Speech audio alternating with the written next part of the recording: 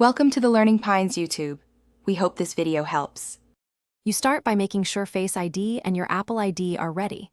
This prevents delays. Open Settings, verify Face ID shows your face enrolled, and check Face ID is enabled for iTunes and App Store so authentication works. Next, sign into your Apple ID and confirm your payment method and country. This matters because App Store availability and purchases depend on region.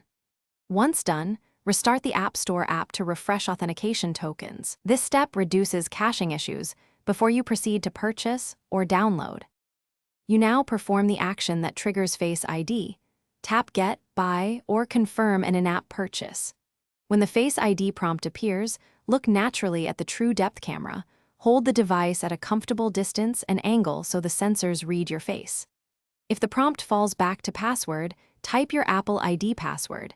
This resets the step sequence and helps the system relearn your authorization. Make sure to allow a small pause after the prompt so the device completes secure authentication.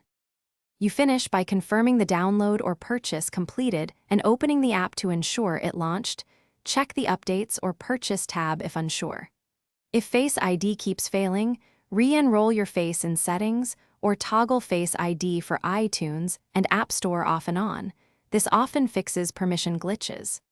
As a final troubleshooting move, restart the device and sign out, then back into your Apple ID to refresh credentials.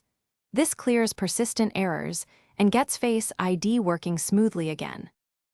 Thanks for watching. Consider subscribing if we helped you.